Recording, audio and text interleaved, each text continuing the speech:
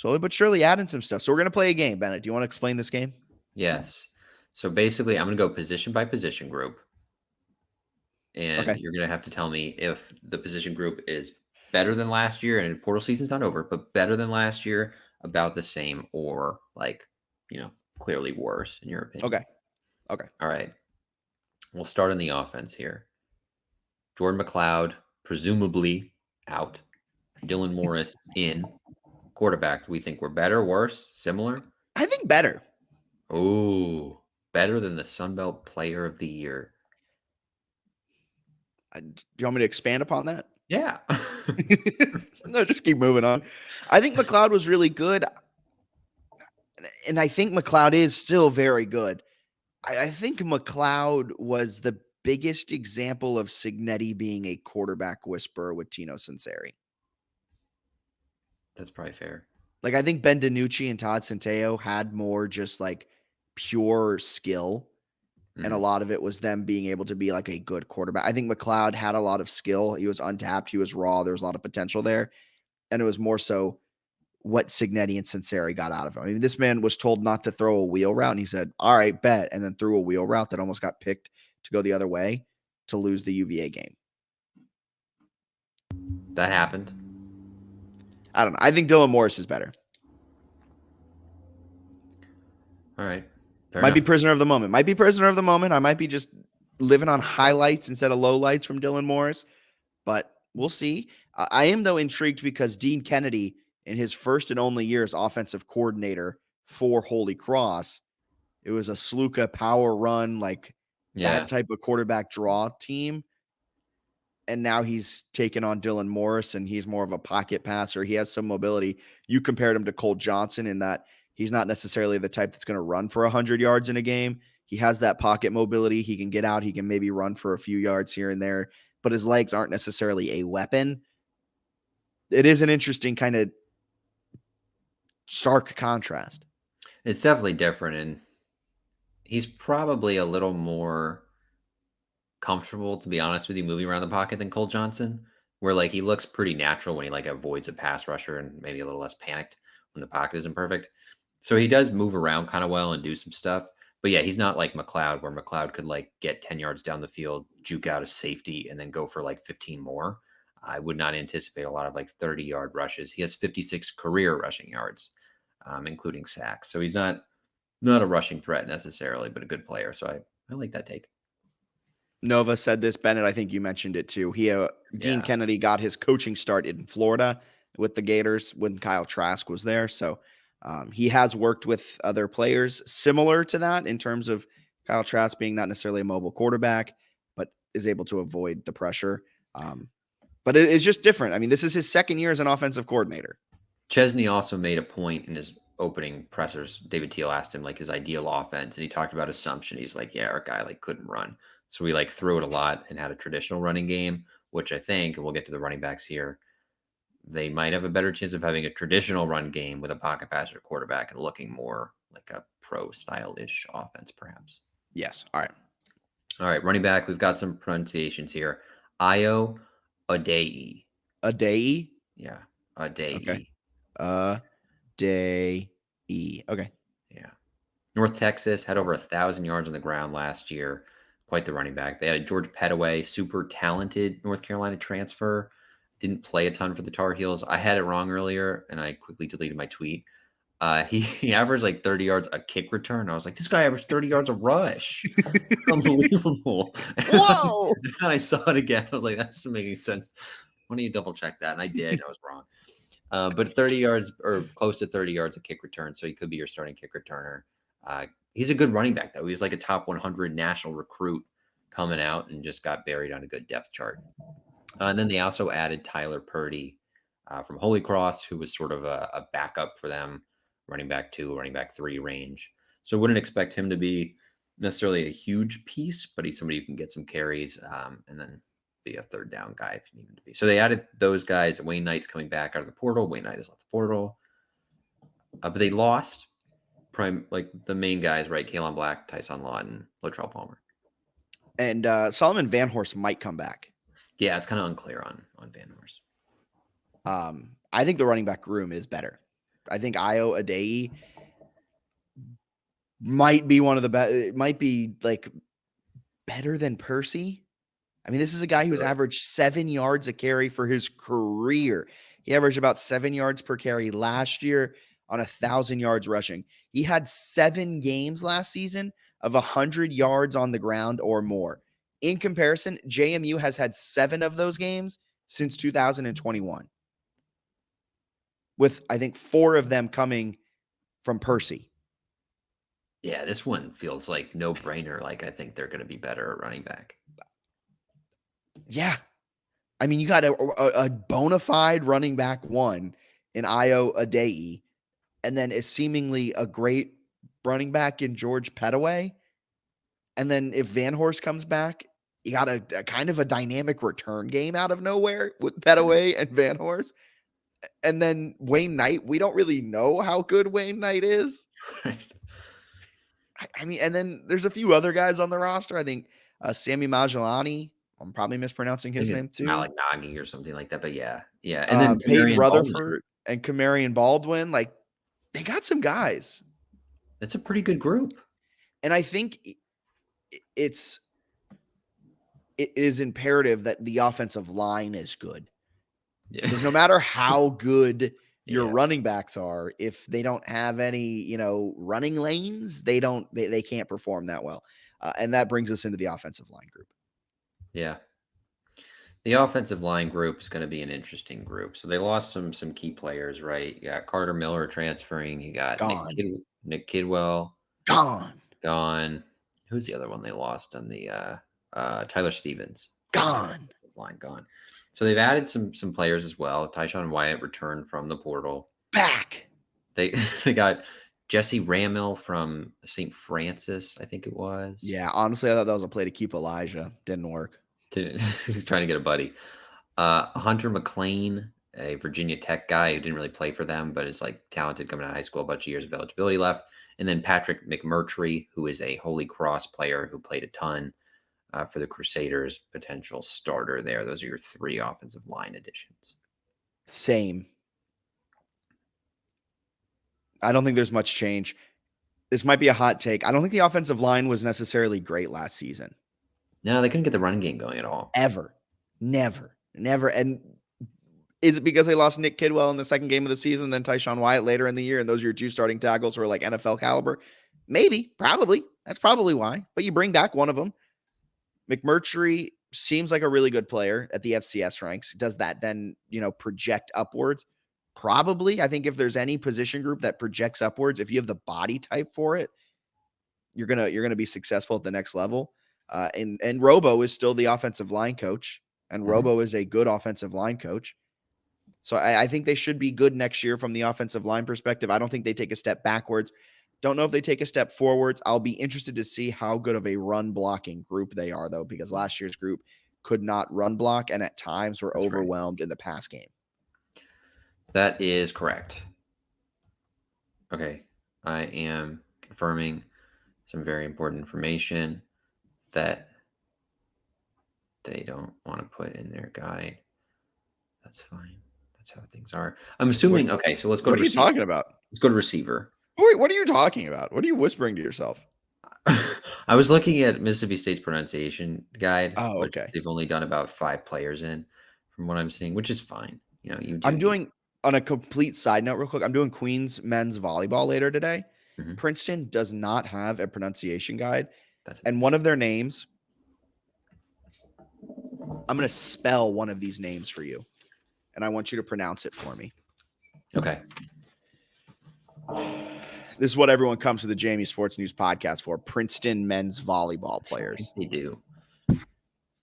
Kyle Gschwend.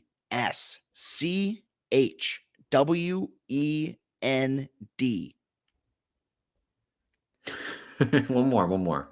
Kyle Gschwend. I think it's Kyle. I don't know on the other part. I would just call him Kyle. Okay, I think it's just Nakai Pool, right? I think so. That's how I've been pronouncing it. I assume, but sometimes I like to And as we all know, I'm very good with pronunciations. That's right. He's one of the, I guess the portal. I feel like you read some of the recruiting sites, or at least I was the other day, and they talk a lot about like potential versus production. He's a potential guy. Didn't play at Mississippi State, but was highly recruited by a bunch of Power 5 schools. So Nakai Poole is your one current wide receiver addition. Losses, some names you might have heard of.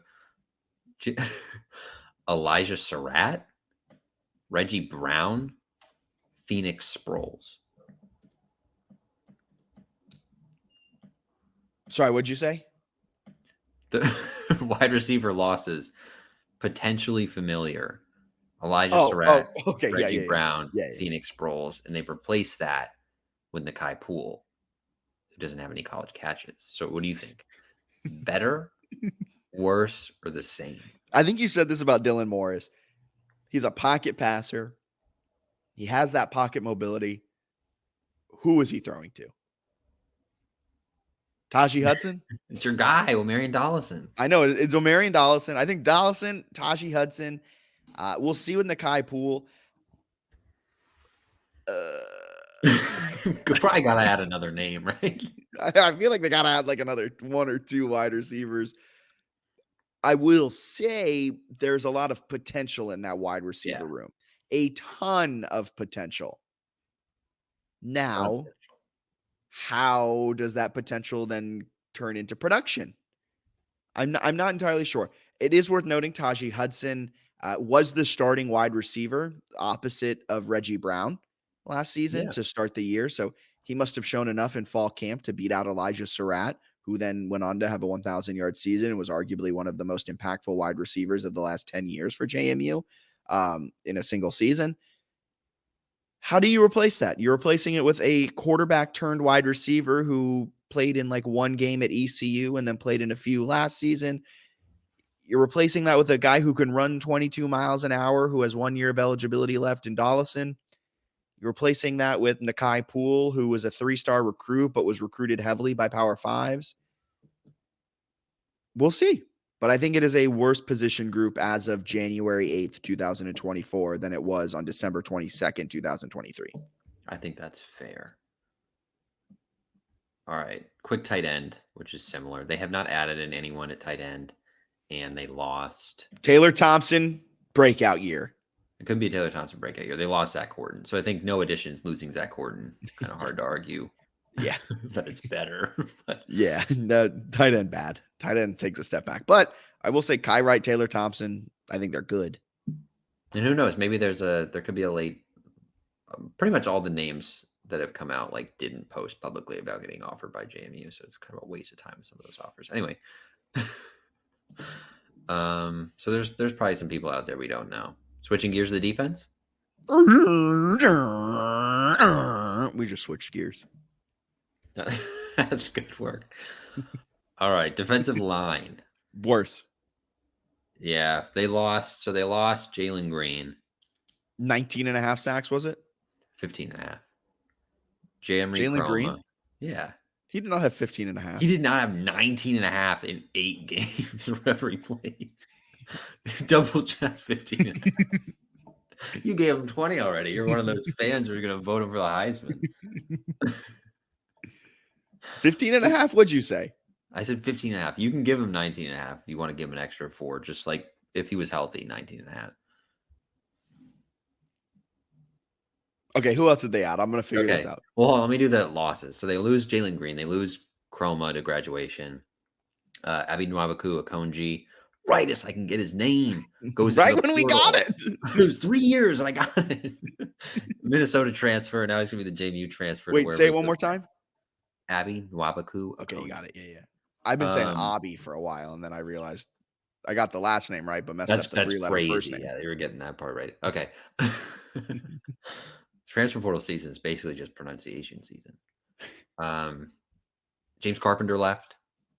Mikael Kamara left. It's a lot of really good. It's like a starting defensive line left, so that's hard. They got Terry Lockett, who's a Syracuse transfer, who sort of, I would say, falls in between that potential production range, where he did a little bit for Syracuse. I think he had like 3 fumble recoveries, 25 tackles this year. Not bad. But you would expect him to maybe take a leap there when he comes to Harrisonburg. And then Eric O'Neill is my guy. Love this guy from Long Island. He Yeah, had you were hype on him. 44 and a half tackles for loss over the last 2 seasons. Unbelievable production for him. So I love those two additions, but they lost like 4 of the Sun Belt's best defensive linemen. Yeah, I have no idea why I thought Jalen Green had 19 and a half sacks this last season. You were just like, if he was healthy, he would have pushed 20. I don't know what I was thinking. But yeah, I think the defensive line has taken a step backwards. I do like who they've added, and I would expect a few more additions coming in the next few days ahead of the portal closing. I think this is another like the wide receiver group. This is a position group that has a lot of potential in that room. How does that potential turn into production? You still got Emmanuel Bush. You still got Amar Thomas, Tyreek Tucker. These guys got meaningful reps at the end of the year because of Jalen Green going down. How do they then meld during this offseason? How do they fit into the new defense? And how do they turn that potential into production? As of right now, it is a worse position group than it was last year. But if there's anything that we know about JMU defensive lines, it's they overperform expectations. I like that culture. The culture. All right, linebacker. You lose Aiden Fisher. Bye. You lose Jalen Walker. Bye. You lose Torres Jones. Although I don't think he's announced anywhere, but presumably. He's still in the portal. Okay, so he's just he's wandering the portal right now. With Those are your 3 best linebackers. And you add Jacob Dobbs. Yes. Holy dog. He is a dog. I think the linebacking group, you do lose your 3 best linebackers. I think Jacob Dobbs being added is huge. Yeah. And I think Trent Hendrick has a potential to be just as good, if not better, than Torres Jones. And then if you somehow get Torres Jones back out of the portal, probably not going to happen if he hasn't returned by now. Will be interesting to see what kind of happens there. I don't think this linebacking group has taken a step back. I don't know if they've taken a step forward because you lost a whole lot of production. You lost a Sun Belt Player of the Year caliber defender in Jalen Walker and Aiden Fisher. It's going to be really hard to replace that type of production. But I think Jacob Dobbs coming in, he's going to be one of the best linebackers in the entire Sun Belt this next year. I think him and Trent Hendrick, you play that 2 linebacker setup. I don't think it's a huge downgrade. I think this linebacking group maintains what they were last season as well. And Bennett has frozen. So it'll be very interesting to see when he comes back. Defensive backs, I'll steal Bennett's thunder here as he is frozen, staring ahead. Defensive back, they have not added anybody. They did bring Chauncey Logan back out of the portal, which is a massive kind of keep, because now you got Chauncey Logan along with D'Angelo Pons. Pons never left.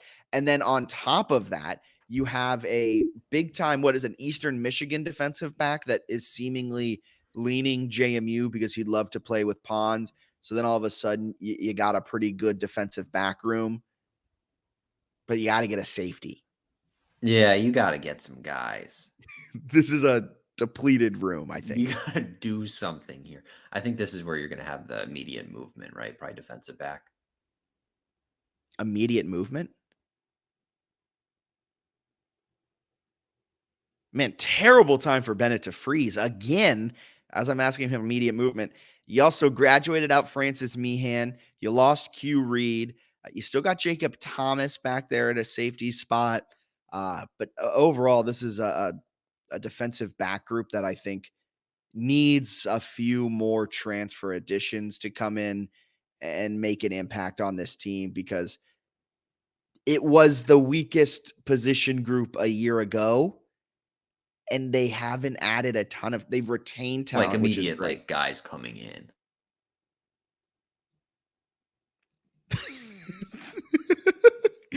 Bennett freezing is the most electric thing. But I still don't know what Bennett was trying to say. But so defensive back, they still need to add a few safeties. They need to add a few more big time players. We'll be interested to see how the freshmen might make an impact. KJ Flo coming. He's going to be joining the team in the spring, so he'll have that spring ball workout to be able to grow within the team and go from there. But we'll see. So overall position group quarterback, I'm going to be a little bullish on Dylan Morris. I'm going to say that the quarterback group has gotten better from last year. Running back, I don't think this is a conversation. Running backs have gotten exponentially better. You got a running back one, a bona fide stud in Ayo Adeyi. Tyler Purdy, a solid rotational guy. And then you got George Pettaway, ton of potential. I really like where this running back room is going. Like traditional run game. Offensive line, I don't think they've really taken a step back. I don't think they've taken a step forward either. You got Patrick McCurtry, Jesse Rammel, and Hunter McLean, all of them joining with the team from the portal. You did lose Tyler Stevens, Carter Miller, Nick Kidwell. So you did lose a good bit, but I think you added it back pretty well. Nakai Poole is a wide receiver room, like the defensive line, a lot of potential in that room. I'm not sure how that potential is then going to turn into production moving forward. Yeah, I would hope to see if we're talking my wish list moving forward, I think I want to see another wide receiver added, another one or two wide receivers added, and defensive backs. I would love to just see kind of a run on defensive backs in the transfer portal to build out that secondary, because I still am a little bit worried about it. I think cornerback 1, cornerback 2 are set. I don't know about the 2 safeties, and I don't know about like your cornerback 3, your slot corner, your cornerback 4, and so on and so forth. As we welcome back Bennett Conlon. Bennett, how you doing? Eastern Michigan defensive back Kempton Shine has picked UVA, as he has just announced. They were in a battle with UVA. Like breaking news. Yeah, so he's out. That's not why I dropped off, but he committed to UVA. Well, that's a bummer. That's a tough one. Starting to fall in love. It's like The Bachelor, man. Start to fall in love, and then you go one day, you visit somewhere else, and there you go. Any other wish lists? Like what are your positions on your They wish need list? defensive backs bad. Like real bad. Yeah. Yeah, I thought Shine was one they had a good chance of getting based on the conversation with him, but he'll go Power 5. He'll play for UVA. Does he know we beat UVA? It's unclear. I'll have to let him know. Yeah, can you DM him real quick? Yeah. By the way, we beat the team you picked. Pretty interesting stuff there.